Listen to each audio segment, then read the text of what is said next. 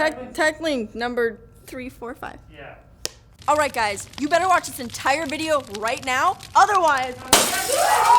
So, last week Nvidia crippled the mining efficiency of the upcoming RTX 3060 graphics card and announced the new CMP GPUs specifically designed for mining. This was supposed to ensure that gamers could actually get their hands on gaming GPUs before miners bought up all the stock.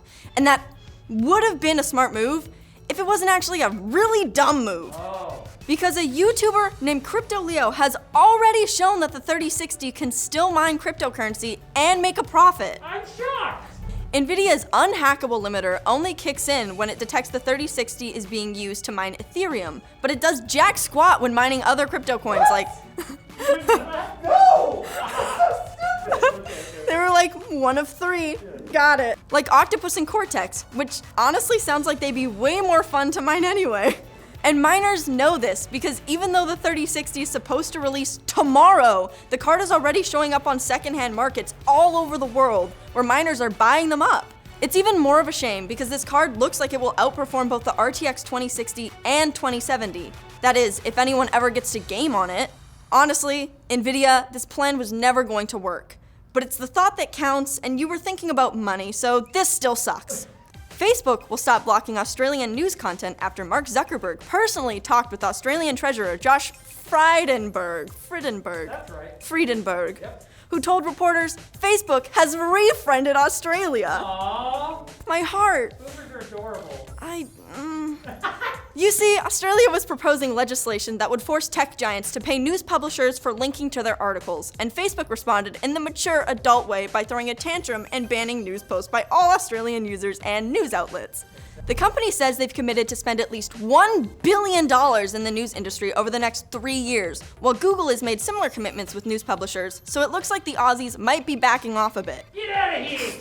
What are you doing? Get back to the outback! What are you, Wally? The deals may have been influenced by rogue agent Microsoft, who, despite owning their own search engine, backed the French and Australian government's attempts to implement a link tax. But I mean, is Bing really a search engine? I thought it was like a Rickroll situation. Hey, God, that was a good burn, Madison. You tell him. I wrote this entire thing.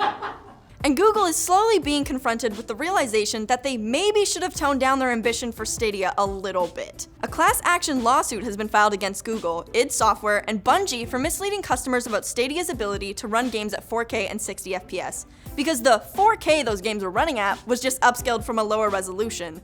This week, Google also ran into this problem where they're short on developers who can fix the bugs in Stadia exclusive Journey to the Savage Planet, because they fired those very developers when Stadia's internal game studio was shut down. Made a huge mistake.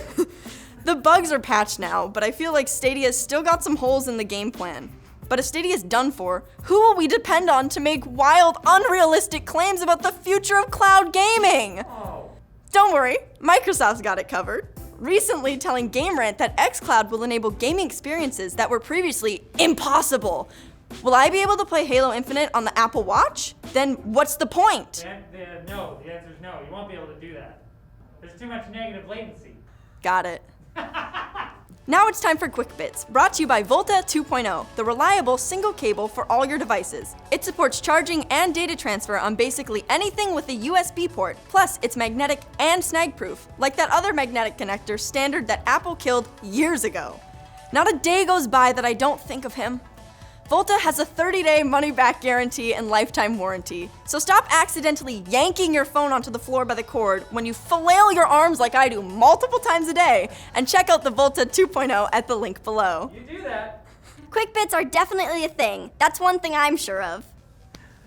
Hey! A major overhaul is reportedly on the way to Windows 10. The 21H2 update, codenamed Sun Valley, will bring a new, softer design with rounded corners, new animations, the Action Center from Windows 10X. But most importantly, we might get consolidation of the currently horrible Windows 7 and Windows 10 control panel situation. They're gonna merge, like Goku and Vegeta. Yeah, you know about... Have you seen them do that? I love anime. I have anime and God on my side. HP has announced that they're acquiring HyperX, the gaming division of hardware maker Kingston, for $425 million. Kingston will keep making RAM, SSDs, and all that, but HyperX's mice, keyboards, headsets, and more will now be HP products. I've tried to think about how they're gonna brand it to fit the HP into HyperX, but I can't envision it. HP or X. It's either an HP or an X. Just put the whole alphabet in it while you're at it. ZDNet is reporting that Samsung will release a Windows 10 laptop later this year powered by the company's own ARM-based Exynos CPU and an accompanying AMD GPU. On the one hand, ARM-based Windows laptops usually suck. On the other hand, Exynos is built by Samsung, so maybe they'll have some Apple M1 style magic to make it not suck. On the other hand, Samsung phones with Exynos chips suck.